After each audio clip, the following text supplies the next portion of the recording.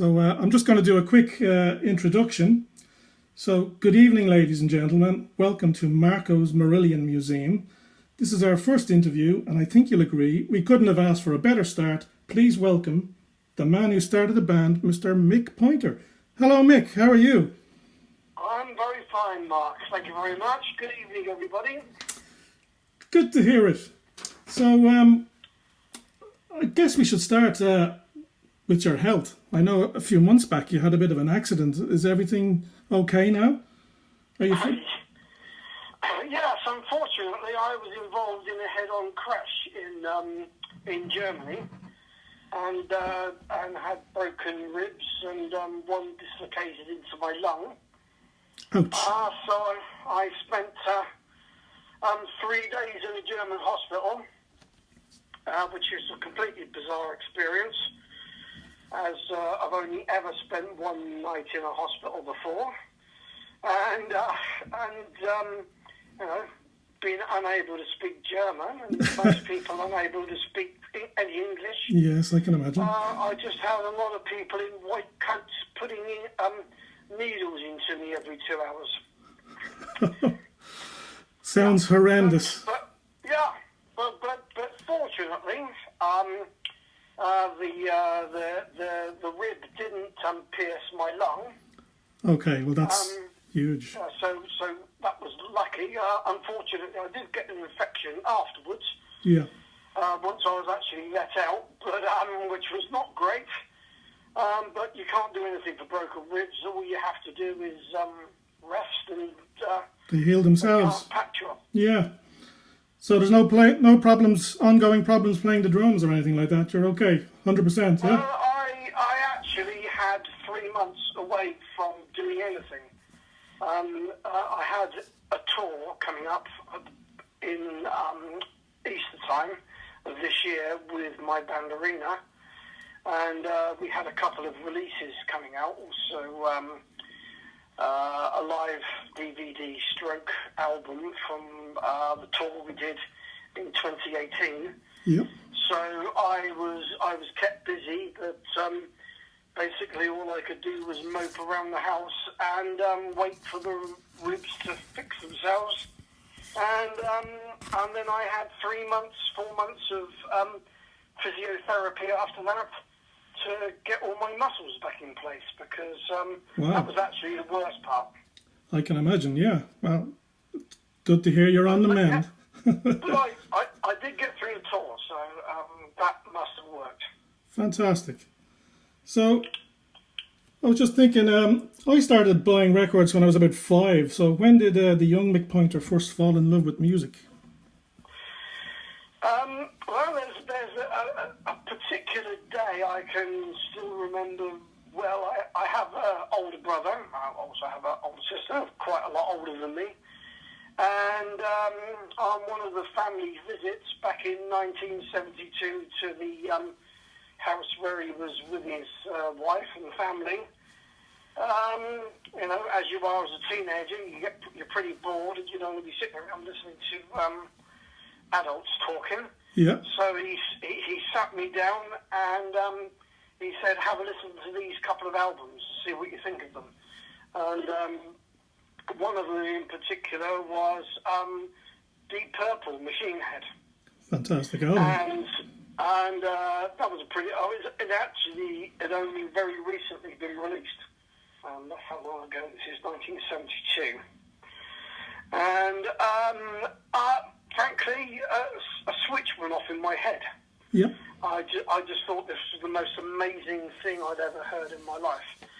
Coming from a very small village in Buckinghamshire, as I do, and I'm sure as you can imagine, back in 1972, the only exposure I had to music was a bit of TV, which was Top of the Pops. Top of the Pops, yeah, like all of us. And that sort of stuff on there, frankly, didn't do much for me. But as I said, my brother and sister are a lot older than me, and when I'm growing up, I even used to listen to things like Cliff Richard and the Beatles. Okay. I like the Beatles. I like the stuff that was around in the 60s. Yeah.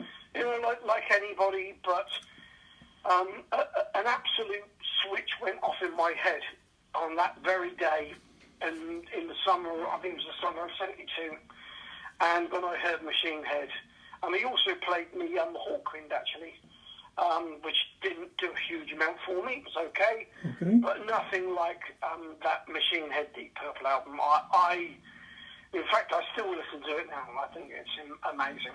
So do you think Ian Pace was your main influence for drumming, so, in those days? I didn't necessarily get into thinking about playing an instrument. I mean, all I was really interested in doing was consuming music. So I obviously went completely out of my way to spend every penny I was earning at the time on music. And that generally took in bands of the time, like Black Sabbath, Pink Floyd, Led Zeppelin, Genesis, but of course all those bands were making new albums at that time. Yeah. And 72 happened to be a particularly fantastic year for albums. I mean, maybe because they were new albums for me at the time. And I just consumed music, and there also used to be on Radio 1 in those days, I think, late in the evening, called Sounds of the 70s. It used to be on for an hour or two, about 10 o'clock in the evening. I remember it well. I don't know if you remember that. I do. But that show would play the type of music I liked to listen to. I mean, you know, in those days you'd have the radio on all day long, regardless of what type of job you were doing, and but they would play all the pop music of the time. But that show, Sounds of the 70s, without doubt introduced me to so much music. I mean, it was playing what I liked to listen to. So, but to answer your question. It was a couple of friends of mine in the village I'm from, Brill in Buckinghamshire, played guitar. They were really interested in playing, old rock and roll standards, Chuck Berry, stuff like that sort of stuff. Yeah. And they decided to form a band. And they just found some guy that owned a drum kit or could get his hands on a drum kit, and I went along to watch them rehearse one day in my village hall. Actually, in the village, there wasn't much in my village, a pub and a village hall. But as soon as I saw them playing, I thought, I've got to do that. And bizarrely, I borrowed the hi-hat off the guy and a pair of sticks, took it home, and started hitting. Ridiculous as it might seem, because in those days, no internet. Anything you wanted, you had to buy a magazine or read about it somewhere, or hear about it on the radio, or see something on TV. And of course, there weren't many TV channels in those days. So you had to go on a self-discovery. Absolutely, yeah. So I went on a self-discovery, and then I started listening to more and more music like Rush, and Yes, and drummers like Bill Bruford, obviously Neil Peart, and John Bonham, and yeah, I mean, then my education took off. But as a strange twist for you, I had a drum lesson very, very, very early on in my career, and the guy happened to be a drummer that was also a neighbour that I didn't know he was a drummer, but he happened to be one of the first people to give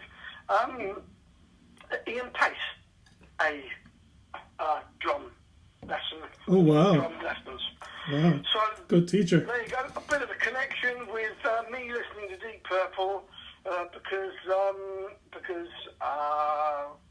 Ian Pace lived or had lived in that particular area around from Buckinghamshire, Oxfordshire area. Very good. So can we move on to Electric Gypsy? Were they your first band? Well, no. The first band was this band with my two friends. They were brothers. Clive Butler was happened to be my, and his brother Martin Butler happened to be my close friends. And my very first gig was at a thing called a Fate. I don't know if people have Fates these days. Do they still have those in villages? I'm not sure. I haven't seen one since I was a child. Yeah. It's just the local villages or village. They do certain things like play silly games or whatever. And I happened to do it on the back of a trailer of like a tractor trailer. Right. And that was my very first gig with these guys. And there you go. That was my first gig. That was the one and only gig. As per usual with bands, when you're young, bands split up. After one gig, well, famously that happened later on. We'll get to that. I probably had greater ambitions, is probably the truth of it. Now looking back, and I wanted to move on. I didn't want to just hang around playing 50s cover versions of old rock and roll numbers. As much as I like some of them, yeah, it just wasn't my thing. And I just happened to meet another guy that was actually I was a carpenter in those days. I was doing an apprenticeship. He played bass guitar, and we got together, and then we started auditioning for bands together. He actually, I just remembered, he actually also joined this rock and roll band, a guy called Philip Cleaver. He also happened to join, can't remember the name of the bloody band, to be honest with you. It's that long ago. It's a long time ago, yeah. yeah, but he and I decided, because he also enjoyed the same sort of music as me, he and I then started auditioning with other bands. And no disrespect to him, but when we auditioned, they wanted me, but they didn't want him. And so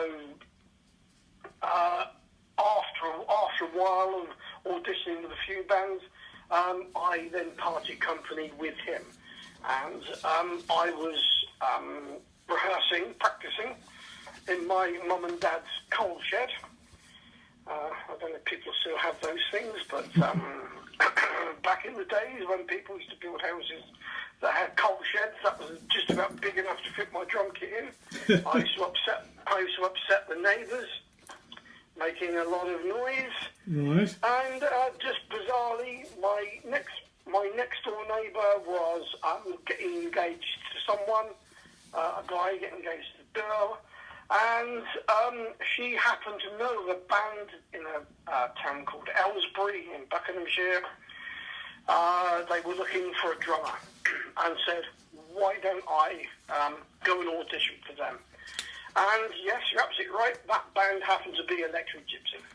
Fantastic. So also in that band you had Doug Irvine, yep, and Andy Glass, who went on to join Solstice. Yeah, and Andy Glass did Solstice, and the vocalist was Alan King. That's right. And so I mean they had material, and they were also interested in writing material, and it was really a first jump up for me to get out of my village and village mentality of the type of musicians that I was surrounded by, and the ambition of people that were in the band. And I got on incredibly well with Doug Irvine.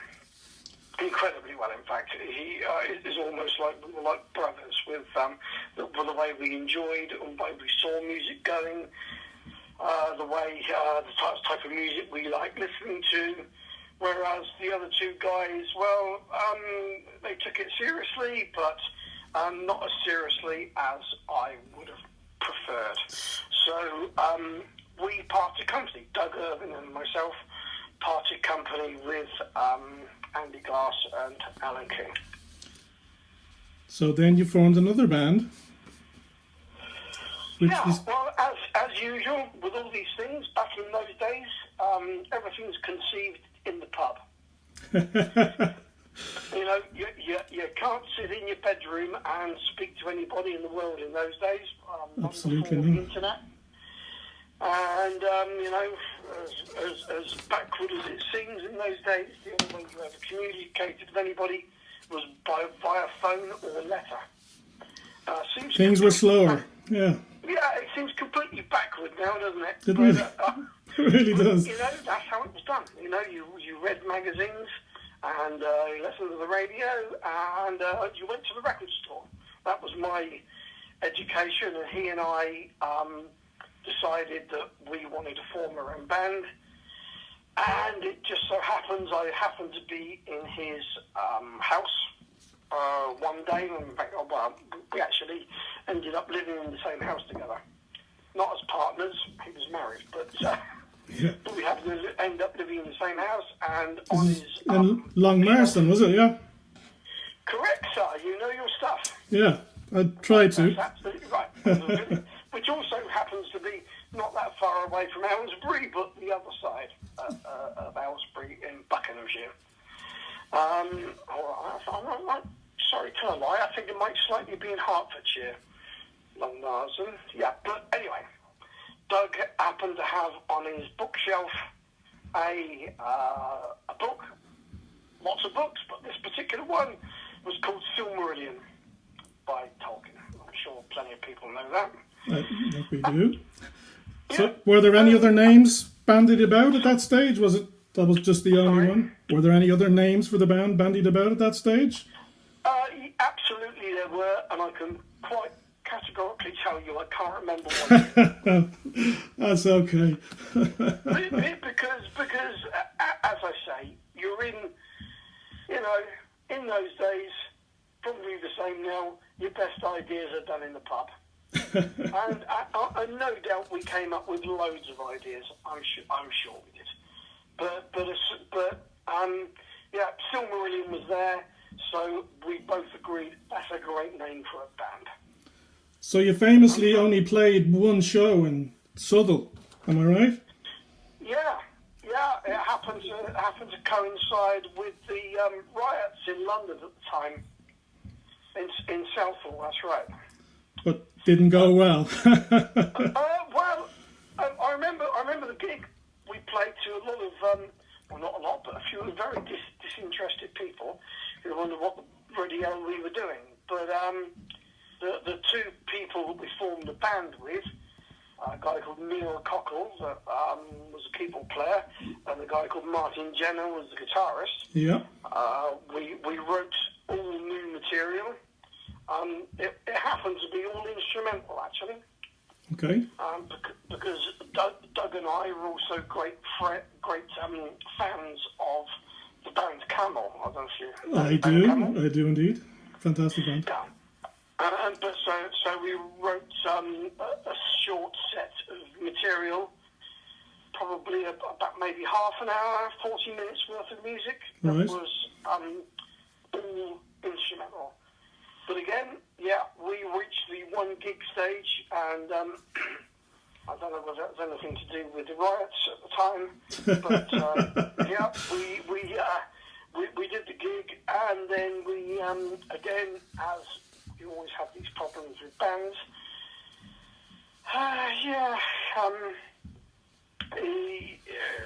musical differences. That's what always gets banded around. But you know, we're really young. People have strong ideas, strong opinions about lots of things. They do. Not just the musical direction. I would like to add, it sounds like I only joined a band, do one gig and then split it up. But I would like to point out that we did quite a few gigs with Electric Gypsy. Okay. Congratulations, well done. I really would like to point that out. But yeah, so anyway, that band finished, and again, you know, one of those ridiculous moments in life, I decided to say to Doug, hey, why don't we take away a letter from Marillion for every band member that ever leaves? He said, yeah, what a fantastic idea. So Marillion didn't seem to sound very good or take the on off the end. Yes. Marillion didn't work. So I said, oh, look, let's just say 3 people left, and we got rid of the Sill, and that was how Marillion was born. And you then auditioned Steve Rothery and Brian Jellyman into the band. Can you remember anything about those auditions, or were they? Well, yeah, the Steve Rothery audition I do very well because, again, back in those days, if you wanted musicians, you had to advertise for them in magazines. There were magazines around like Sounds, Melody Maker, New Musical Express. You could advertise in those, but there was also another one called Musicians Only as well, back in the early 80s. Yeah. Which was very helpful because we advertised in those magazines, and out of that, I've got a funny feeling it might have been via Musicians Only because, being poor musicians, I think you were allowed to advertise for free if you're looking for a musician. Well, it wouldn't happen today. No, absolutely not. It wouldn't. No, so whether Rothery came via Sounds or Melody Maker or Musicians Only, I can't remember. I'm sorry, I can't remember that. But apparently he phoned us or sent a letter. Can't remember either. But whatever it is, neither of us got the message. And I think it was a Sunday morning. He drove down from Whitby with his friend. Which is, I was saying, we're near to Aylesbury, Whitby to Aylesbury is quite a journey. Yeah. And he knocked on the door, and we said, "Who the are you?" And so basically, he walked into the lounge, set his gear up, and played in front of us. And they pretty much got the gig there and then. I got a funny feeling they might have stayed the night before they drove back to Whitby. Rothery went and picked up his what belongings he had and moved into the house. There was me, Doug Irvin, and Steve Rothery living in the same house. Fantastic. I'm going to go to a couple of questions from a couple of the people on the page. We've got a question from Rob Quick, who's in New York, and he asks, how much of an influence was Mick, in his own opinion, on the music they made in the early days, especially Script, he asks. Well, I'm not so sure if I'm the right person to answer that question, really, but... That's okay, we can move on. I think...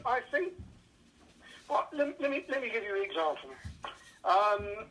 In the Silmarillion days, when we wrote, had all that instrumental music, quite a few parts and chunks of that material that was done before Rothery or anybody else came along was used on the Grendel EP and Script for Justice Care. Yeah. For, like certain drum parts that I would come up with first, like in Grendel, the drum parts in He Knows You Know, The Web, Garden Party, all the, you listen to the drum parts, they came first. Wow. So, and then the other parts were written around it. I'm not taking responsibility for everything that goes on, because music evolves. When you're in a rehearsal room, things evolve. And Forgotten Sons, the opening of Forgotten Sons. Yeah. Out of that came Forgotten Sons. If you listen to it, there's a lot, the guitar parts and the keyboard parts, bass parts are playing along to the drum parts. And then obviously then it evolves into other things. Lyrics were added. I mean, I also would like to point out that I haven't said, but when Marillion was formed, and we had the nucleus of me, Doug Irving, Roddery, and Brian Jennerman, Doug started writing lyrics and added lyrics to the music that was evolved from Silmarillion, and then in turn, that then evolved into the Grendel stuff, Grendel EP, and also evolved into Script for Justice Tier album. Okay, I have another question from a longtime fan, Claude, who's in Malta. He says he met you a few times. He remembers your Script drum kit was up for sale at one point, and he was really interested. He just wants to know what actually happened to it. He never found out. I'd like to find out what happened to it as well. So you sold it, did you? Well, when you say the Script... the Script tour, I kit, presume, is it? You mean the Tama drum kit, right? I presume that's what he means. He doesn't say, yeah? Yeah. Okay. Well, as what happens when you become well known or you get endorsements. You know, it's a bit like any famous or rich people. They never seem to buy anything. They seem to get given stuff. Yeah. Just simply for the fact. I mean, I am no means rich or famous, but you're infamous. Time, yeah. Sorry. You're infamous. Whatever I am, I was offered gear because before that point, I had my own drum kit and paid for my own equipment, and so it was a Tama kit, and also I had an endorsement with pasty cymbals, and so yeah, they threw the stuff at me. But as usual with these things, if you're no longer doing what they expect you to be doing, they take it back. Yeah. So I can't possibly tell you what happened to that drum kit because it was ceremoniously removed from me. I think that answers the man's question. Yeah. So you did a lot of great demos in those days, although some of the sound quality hasn't been the best. Have you ever thought about re-recording things like Lady Fantasy or Alice or anything like that? Or is it just too far gone? Wow. To answer your question, no. That's fair enough. I mean, are you telling me there are people out there that actually would buy it? Yeah. There's a bit of a community that likes it. Now, I don't know how many copies that would sell, but I'd be buying it, yeah. Okay. Well, you know, you've just given me something to think about. There you go. I mean... Well, there's a friend of mine, Gary, he might be listening. He's planning to record both of those songs in August himself, so good luck to him if he doesn't. Well, is he organised to send me the royalties, have he? I presume he has. That's his plan, anyway. Well, I'm waiting to receive the royalty check from him. Tell him. You laugh, I'm not kidding. I'll warn him off. Well, hey, look, I mean, anybody can record anything. Yeah. And any material. There is no law against that. But if he has any intention of selling it, then he's infringing copyright law. Of course. So, I mean, hey, I get told this all the time. I run a record label. I know what I'm talking about. But good luck to him anyway, whatever he's doing. Yeah, absolutely. So, famously, one of those demo tapes contained the tower, which eventually turned into Grendel, so the story goes. Has that... That's just disappeared, has it? Does anyone know where that is? No. I actually met Doug Irving for the first time in over 30 years. Last year, 2018. Yeah. Well, he actually came to my gig, and it was the show I was doing in I was on tour last year with Arena, and I invited him along to come along to that gig. This is the gig that has been recorded as a DVD, Blu-ray, and live album. Box set available from my webpage, by the way, arenaband.co.uk. But anyone that's interested, I actually met him and I spent the day with him, and it was great to see him again. And he never once mentioned that he had any recordings of any description from those days, which is a bit of a shame, because I distinctly remember giving him the recording of the Marillion music. Yeah. The day before he left Marillion. Okay. That is a pity. That is a pity. But you never know. Maybe I'll ask him again. Again, talking about lost stuff, John from Manchester wants to know if there are any live videos of the early days from 81 to 83 type period that haven't been released, or do you have any personal recordings, or do you know about any?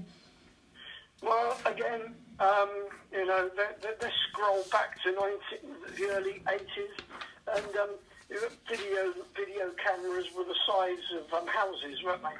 They were, yeah. And also incredibly expensive. And also to put something together also was incredibly expensive. So I'm sure someone somewhere did something, but I can tell you I've never seen it. And it was only when EMI decided to record the Hammersmith Odeon shows, yeah, which also happened to coincide with my last time I ever played with Marillion. But yeah, I can't possibly tell you. Let me tell you, I've never seen anything. The only thing that's except that is Marillion did when I was in the band, we did a television show called I think the Oxford Road Show. Yes. The Oxford Road Show. Was it a guy called DJ called Peter Powell? Peter Powell, yeah, absolutely, yeah. Yeah, he was the DJ. He was doing the live stuff. He had absolutely no idea what was going on, I don't think, but what the hell we were trying to do. But anyone can find that on YouTube. Okie doke. It exists on YouTube, that. So moving on, Fish, Mark Kelly, Diz Minute move into the band? The way, the order of things was that Doug left the band. Yeah. He still hasn't really told me exactly why he did that. But anyway, that's for him to answer if anybody ever asks him. But yeah, so he left the band. So again, I went through the same process. I said to everybody, Rothery and Brian Jellyman, I want to keep the band going. I think we have something here. I think we keep the band going. And yeah, so again, I went down the same process of putting an advert in magazines. Again, exactly the same process. And plenty of people sent tapes. Yeah, can you believe it? Tapes. Used to send tapes through the post and photographs of themselves. And but then one particular one stood out from this guy called Derek Dick. Yep. And he happened to have at the time, a friend called Diz Minute, who was, because I said I was looking for a bass player that could sing. That's what I was looking for. Yep. I wasn't looking for a front man and a bass player. But he happened to come along and say, I'm the vocalist, he's a bass player. So again, same process again. They turned up. I like the audition tape. He was actually back in the days with cassette tapes, you could on one track you could have a piece of music playing, and on the other you could record yourself singing or playing along to it. And he was singing along to it. I thought, yeah, that's interesting. And so they came and auditioned, and basically they stayed.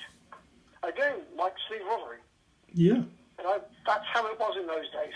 So is it fair to say that you were effectively the band's manager at that stage, yeah, as well?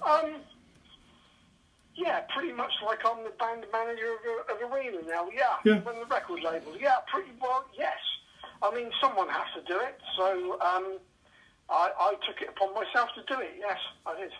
So, at what point did John Arneson come in then? Oh, way forward from the point there. Once Derek, Dick, and Diz Minute was in the band, we started rehearsing, started learning the material. He started putting lyrics onto the music that already existed and moving it around to make space for lyrics, as you do. We started gigging and started playing around local areas and as many pubs and clubs as we would go and play with anybody, anywhere. Yeah. Again, as you used to do in those days. That's how you got known. And it just so happens we happened to be playing at a gig in I think it was Romford. I can't remember the name of the gig, but there was a keyboard player in a band called Chemical Alice. Yep. That was supporting us. Frankly, I can't remember which way round it was. We were supporting them, they were supporting us. Nobody cared in those days. You just got on stage and played. Just people just played in front of whoever was there. Yeah. And I distinctly remember saying to Derek Dick, he said the same thing to me. Yeah, he's really interested in keyboard player, isn't he? Yeah. And before you knew it, Mark Kelly was in the band. So there you have the nucleus of almost Marillion, and then we kept gigging, kept playing, kept rehearsing, writing material, moving the material around a little bit, and for some reason, I have to ask others why. One person in particular, I'm sure you know who I'm talking about, decided that he didn't want Diz Minute in the band anymore. Okay. Although he was his best friend, I thought. This was at the Milton Keynes show, yeah. Well, he got the sack. Right. And he got to know this guy called Pete Travis, who was, again, from Aylesbury. And so there you go. There you have the nucleus of Marillion as people know it today. So as you said... It took me a long time to tell you that, didn't it? It did, yeah. But there you go. You want the history? I gave it to you. No, I do want the history and all the detail, yeah. So you're still gigging, and then all of a sudden you hear that record labels are interested in you. Can you tell us about the stories about that? Well, again, it's a story of those days. Whether it's done these days, I don't know. But in those days, there was always a pub or club somewhere that you could play at. I mean, you're not being paid much money, but live music was much bigger than it is today. Yeah. And what we started doing as you had to in those days is every gig you played at, you picked up a fan. You picked up two fans. Yep. People start to get to hear about you. There's a very well-known gig in Aylesbury called Friars, yep. Run by a guy called Dave Stops, a fantastic promoter who was behind. He brought so many bands to a small place like Aylesbury. I mean, David Bowie, Genesis played there. I mean, these are the sort of people. It in those days, you could phone the management up of David Barry and say, "Do you want to do a gig next Saturday?" He said, "Yeah, sure." This is how it worked, and these bands used to play at Friars, and so Dave Stops got to know about this local band, Marillion. We got to know Dave Stops, and Dave Stops says, "Yep, I'm going to put you boys on at a gig. Not on the main stage. There's another smaller stage. It's like a tiny little mini festival where there's a couple of other bands going on." And he gave us, I think it was 20 minutes, half an hour, and I distinctly remember playing this gig at Friars, and we had an audience. Out of nowhere came an audience, and I'm trying to remember the guy that was also playing that day at the festival, but I think the manager of that guy was John Arneson. Oh, right, okay. And that is how he got to know about us. But by this stage, we also had a support slot at the Marquee Club. We'd also been growing at the Marquee Club, obviously a famous club in London in those days.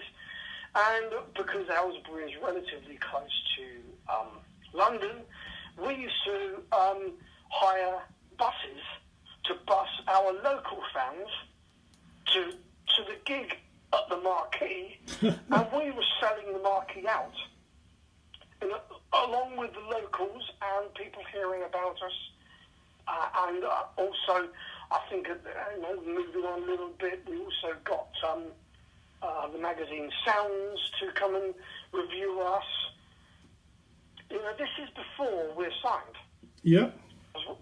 We were doing things, it was just really word of mouth. Growing, gigging, picking up people. We must have been doing something, right? Because people wanted to come and watch us play. Obviously, a lot. Yeah, but so yeah. To answer your question, it was organic, I suppose, is the only way of describing it. How we grew. Yeah, they were magical times, Well, they were bloody hard work. Because, I'm sure they were. A lot of us were still working, because we certainly weren't earning any money from music. And, I was fortunate enough to have a flexible, I was self-employed as a carpenter. Yeah. And I had flexibility. But it was at a great expense to my own personal finances to keep the band going and to keep going in the band, with rehearsals and gigging and writing. You can imagine that takes up a huge amount of time. So you go on the road with Script, and it's a fairly successful tour. You're in much bigger venues and stuff, but then all of a sudden it ends for you. Well, rolling back a bit, once EMI, we were actually offered quite a lot of, by that time, a lot of record labels were interested in signing us. Even the BBC used to have a record label. Can you believe? Yeah. They were very interested in signing us. Oh, okay. But we obviously made the right decision by signing with EMI, and that was a great achievement, I think. Huge label, yes. Everybody thinks, when they see bands come along, there's some sort of overnight success. I mean, our overnight success lasted 5 years.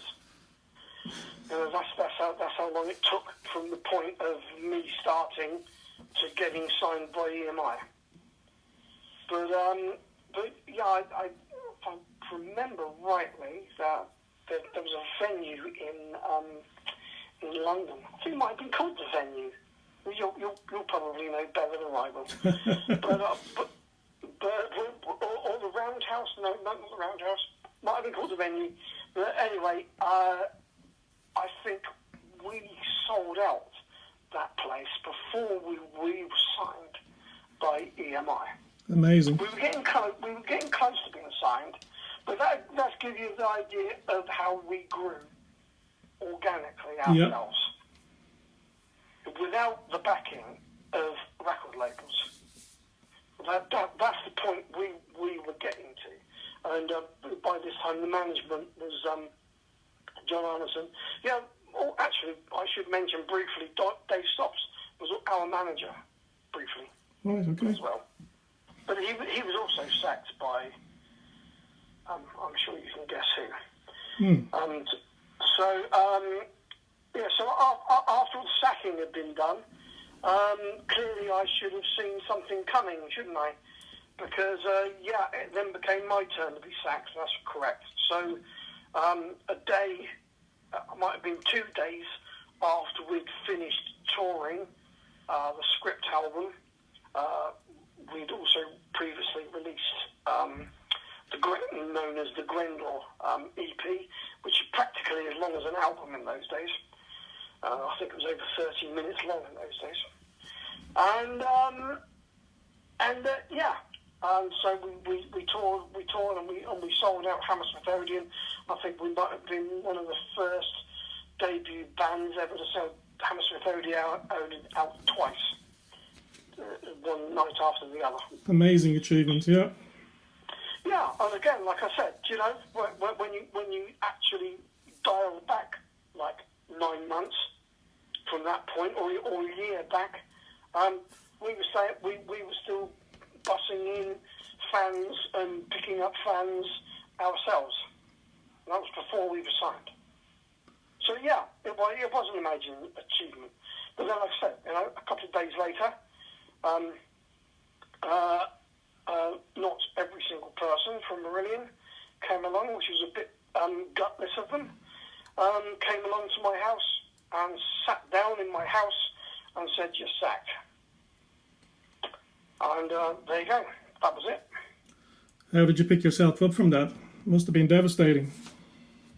Well, as you could probably imagine, yes. As I'd spent the previous 5 years getting to the point of doing everything every day as much as I possibly could, along.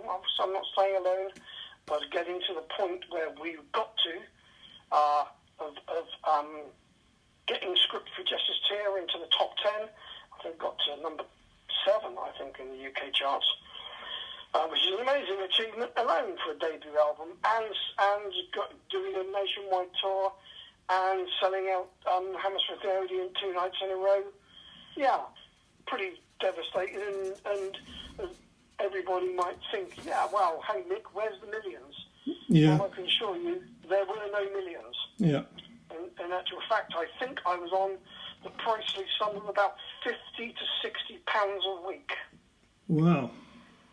People won't believe that. I think, if my memory serves me correctly, there might have been a mini bonus from the merchandise that was sold. Well, when you think hundreds and hundreds of, Hammersmith Odeon holds about 4,000 people. Yeah. And there was probably quite a few thousand T-shirts sold that night. I've got a funny feeling I might have got a couple of £100. So somebody was making a lot of money. Wow. But I can assure you it wasn't me. So was there any chance of a warts and all Mick Pointer book in the future? A Mick Pointer book? Yeah. Autobiography. Well, to go along with re-recorded Alice and Lady Fantasy, maybe,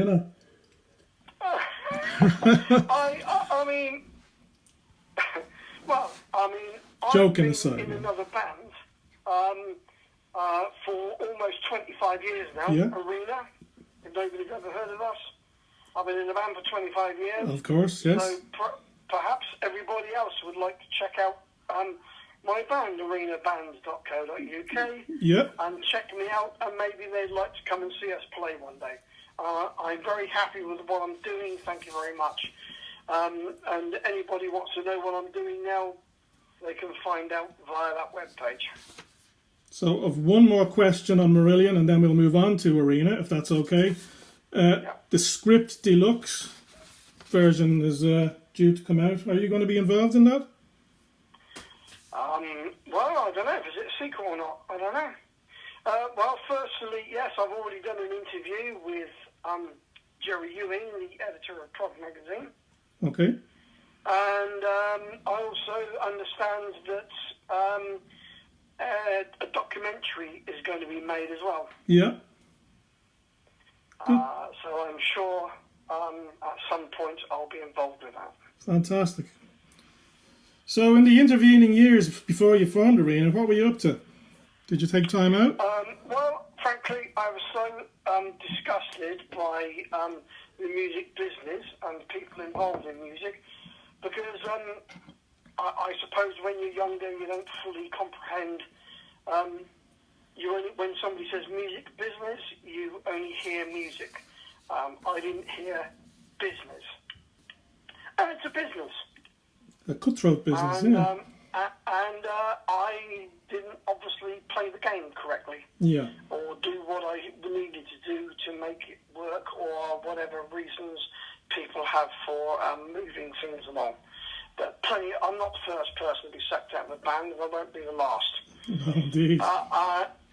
So I wanted nothing to do with music. And so I went back to my previous career of being a carpenter. Fantastic. So then in the mid-90s you decide to form Arena with Clive Nolan from Pendragon. Was he a good mate of yours in the old days, or how did that come about? I've never heard of him. It happened to be a bit earlier than that, actually. It was more like 92. Okay. And I've been out of music for almost 10 years. And another completely bizarre story, but I happened to be in a McDonald's in a town called Hempstead. I don't normally eat McDonald's, but on this particular night I wanted a McDonald's. I happened to be in there, and there were three guys in there with Marillion t-shirts on. Okay. And they happened to be talking about the band, and they happened to be talking about the gig that night. I don't even know where the gig was. And I just said to them, I said, "Oh, did you have a good gig tonight, guys?" They said, "Oh, yeah, blah, blah, fantastic, blah, blah, blah." And I said, "Yeah, I used to have something to do with Marillion." And one of them looked at me and said, "F me, you're Mick Pointer." And so they were a bit gobsmacked. They had their McDonald's, I had mine, and thought no more of it. And then out of the blue, quite a few weeks later, one of the guys that happened to be in the band of people that were there that night in McDonald's, they happened to run a little fan magazine called Sue Hobbit, which was basically... Do you know Sue Hobbit? I've heard of it, yeah. Okay, well, there was the guy I met in McDonald's was a guy called Craig Rowland, and he the guy he ran the magazine with was Richard Jordan, and Richard Jordan decided to phone around because I told them I lived relatively close to Hemel Hempstead, in the village, relatively close to Hemel Hempstead at the time, and he worked his way through the phone book and found me. And there and then he said, "Why don't you come to a pub? Love to meet you, talk about the old Marillion days." And I thought, yeah, okay, why not? So I met them. I spent an evening with these people. We had a drink, and he said, "I'd like to introduce you to a guy called Clive Nolan." He said, "There's a lot of Marillion fans out there that love the period of Marillion you were part of, and would love to hear music like that." And again, down the pub again, I met Clive Nolan. And from there, Clive and I, we really decided to just write some music. We never had any intention to release material. We just did it for fun. But out of that, people heard me and him were writing material together. There was a record label in Holland that wanted to sign us. And I thought, okay, this is getting serious, now what? And he said, "Why don't we form a band?" Yeah. And there you go, we formed Arena. So what were your musical ideas in those days? Was it to be a Marillion Pendragon sound, or were you going for something different? Or the years, as I said to you right at the beginning of the interview, I'm more of a heavy rock fan than I am a progressive rock fan. Yeah. Frankly. So my intention with Clive was I wanted to become have more heavier influences and heavier style than where Marillion was going. Of course, once you've got a keyboard player in a band, it's not always necessarily to, if you're going to have an influence like Clive Nolan in the band, keyboards are going to be strong in the band, so that takes the edge. That's not going to be more guitar-based. It's going to be more guitar and keyboard-based. Yeah. And so again, out of that, and my style of playing is I prefer more odd time signatures and heavier parts, softer parts, things keeping myself interested as well as hopefully the listener interested. And also a great emphasis on melodic.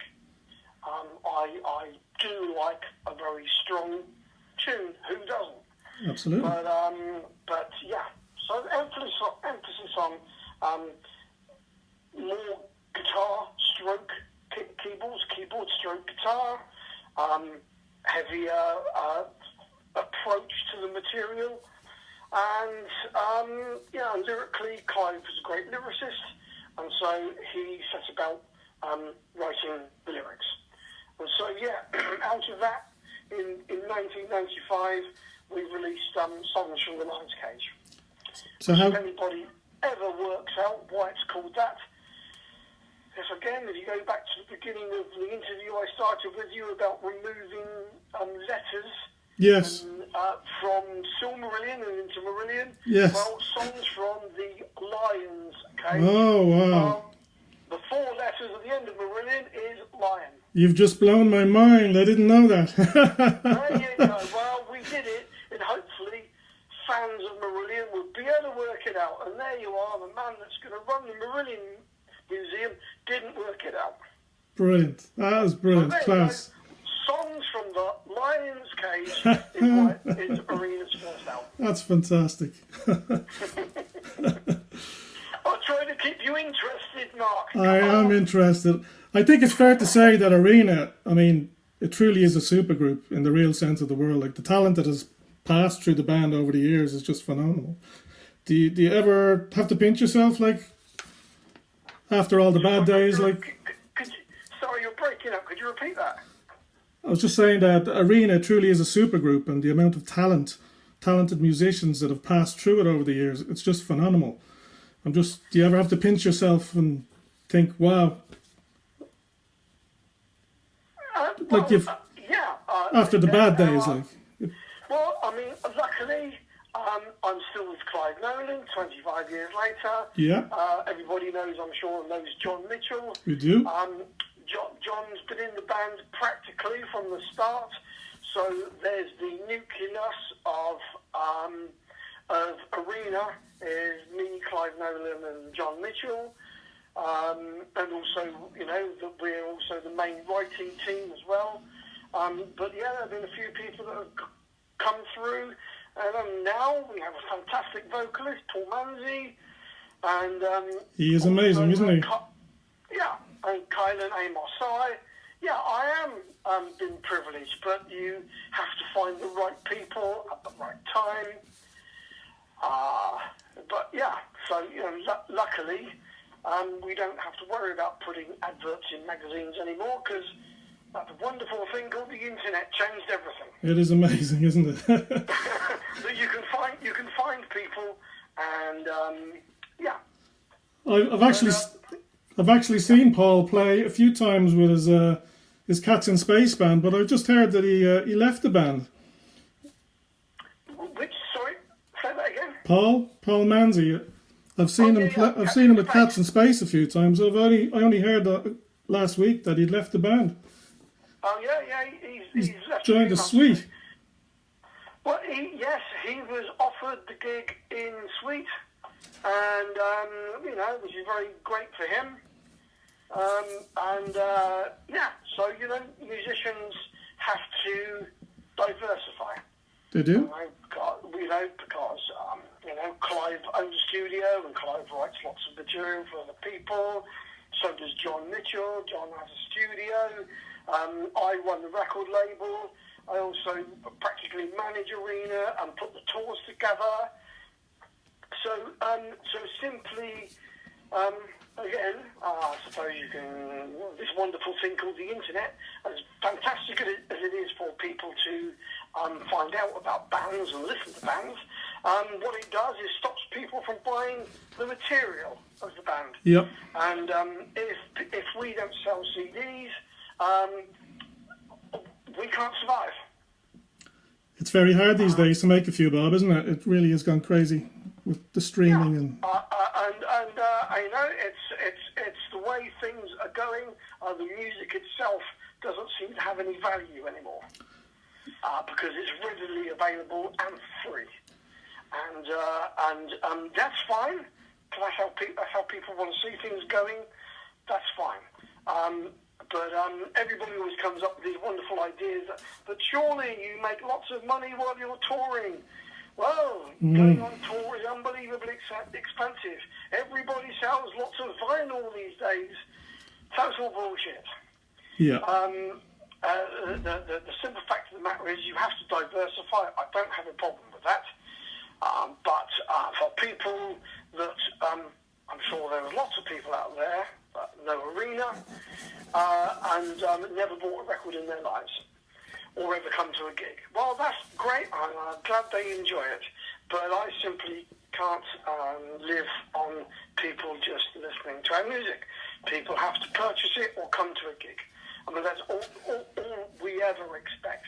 I think any band, that's all they ever expect, is that we put a show on, we entertain you, hopefully we entertain you, and you really enjoy it. Hopefully you walk out with a CD and a T-shirt. That's, there's the deal. You buy a ticket, you come and see us, we hopefully, we're very nice to everyone, and I'm sure all bands do the same thing. Oh, certainly at the level that we're at.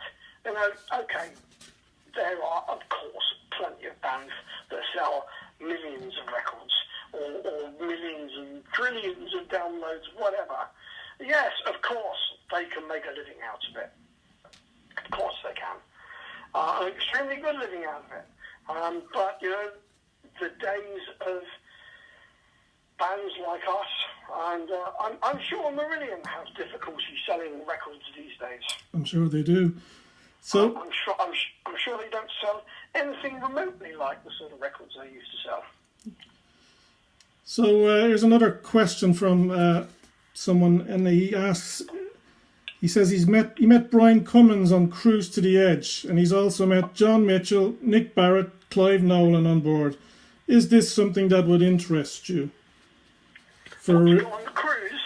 For Cruise to the Edge for Arena. Have you been asked? No. No. Well, not strictly true.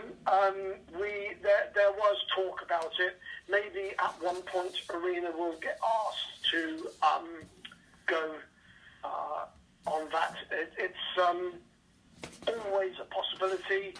And like I say, if you don't mind telling everybody about our webpage, arenabands.co.uk, and via that, keep repeating it. Yeah. Find out about the tours that we're doing. It's Arena's 25th anniversary next year. We're going to be releasing our 10th studio album. Tell us the name of it. And we're going on tour as well next year. Well, that was my next question. Fantastic. That's great to hear.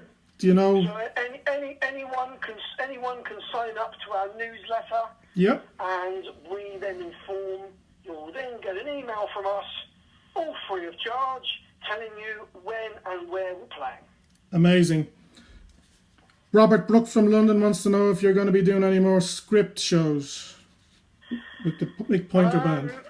Well, again, same problem with everybody I've got in that band a lot of very talented guys, and we actually made a fantastic show, I think. Well, we actually did play 2 shows in Canada this year. That doesn't help anybody that doesn't live in Canada, but we did tour that show when it was the 25th anniversary of Script for Jester's Tear. And I think we did extremely well, and a lot of people really enjoyed it. But it's not the sort of thing you can keep playing over and over again. Because all I'm doing is I'm playing all the music that is relevant to my Marillion. Yeah. And I don't play anything else. I know there are other tribute bands out there that go out and play other material of a particular era of Marillion, or a whole selection of, and maybe that suits them more, because I'm not going to be playing Kaylee at my gig. And we wouldn't expect you to. well, exactly. And so my show's a little bit more specialised, and it's for the aficionados of the Script for Jester's Tear, Grendel. I play Grendel in its entirety. I know a lot of Marillion fans love that track. And I'll play everything. We do a whole show. We make it exactly as it was back in the 80s of Marillion. But if people want to hear it and see it, again, they're very welcome to purchase a DVD from my website. What's the address again? It's arenabands.co.uk. Fantastic. Mick, you've been in music now for 4 decades. What are you most proud of? So say that again? You've been in music now for 4 decades. What are you most proud of musically?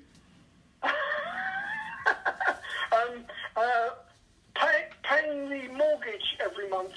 Good man. Managing to afford the mortgage. Musically. Oh my God! There's been so many highlights and so many lowlights. Give us an arena highlight, because that's what we're talking about. Okay, an arena highlight is last summer. I was the main. Well, there's a festival called Night of the Prog out in Loreley. Yep. I don't know if you know that. Yeah, I've been there, yeah.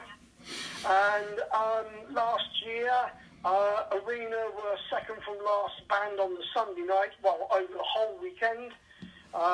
Just so happened that Steve Hogarth happened to be the main band that night. So, if you like, we supported him, and we played to a packed audience, and that was a fantastic highlight. Arena's been in the charts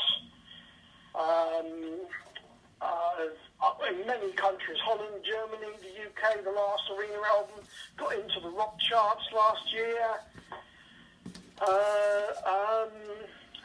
And managing to tour all over the world with Arena has been a fantastic achievement. I've played in Argentina, Mexico, Trondheim in northern Norway, Lithuania, UK, whole of Europe, Barcelona, Lisbon. It's been a fantastic ride. I've absolutely loved it. But I am still, people might not think it, but I'm very proud that I have a platinum album on my wall from Script. Yep. I have a platinum, gold and silver album from the sales from Script for Jester's Tear, which I have in my toilet. I kid you not, platinum album's in the toilet. Fantastic. But so anybody who wants to go in there and look at it, they're quite happy to look at it while they're doing their business. And again, actually, on the Mick Pointer band, yep. We quite a few years ago now, we also were the headline band after Steve Hackett. Well, so Steve Hackett was the headline band. We were next on very late at night. Also at the prog night. And after Steve Hackett had done his set, everybody started disappearing.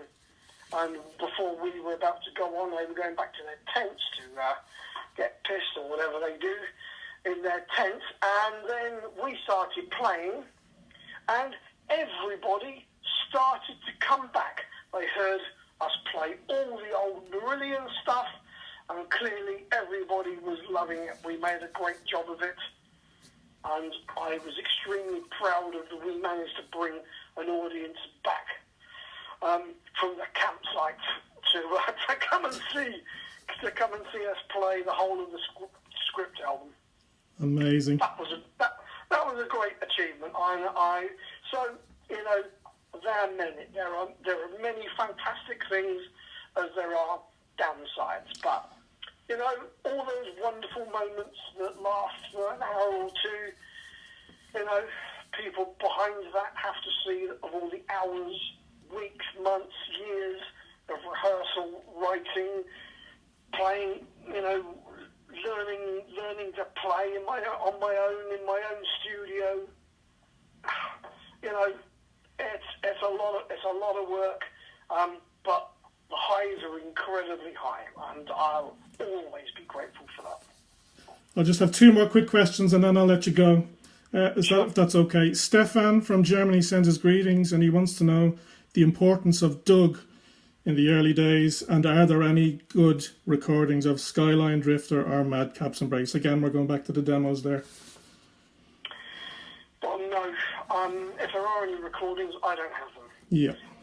But the importance of Doug is absolutely important, and this documentary that's being made about Marillion,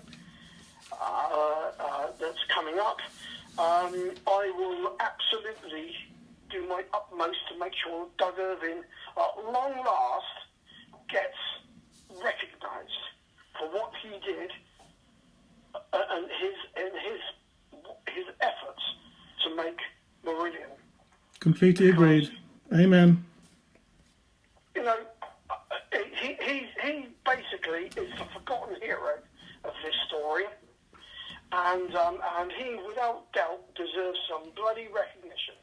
He's never had any. I mean, I hardly get any, but really, you know, I mean, you know, when books were written about Marillion years ago, several people wrote books about the history of Marillion. I can tell you now, I never got asked. Right. Nobody ever asked me about the history of Marillion. So, great book, eh? I think one of them was written by Mick Wall, I think, wasn't it? Mick Wall, yeah. Yeah. That's I'm sure he made plenty of money on it. He never asked me. He never spoke to you, wow. Never spoke to me. Wow, okay. So there you go. It was well put together history of Marillion, that book, eh? Okay, last question. What advice would you give to the young Mick embarking on a music career? Don't do it. Go and get a job as a lawyer or a doctor. Mick, I'm not kidding. thank you for taking the time to chat. It's been a real pleasure and an honour to have you as my first interview. Okay, no problem, Mark. Mick, thanks a million. Take care. See you on the road. Yeah, is this, did this go out live? Is that what, are people listening to that? No, it's not live now. I'm going to put it up on the internet over the next week or two. Okay, well, Mark. I'll send you a link or whatever. I'll make sure you know about it. And, good luck with your museum. Cheers, Mick. Thank you very much. See you. Bye-bye. Bye-bye.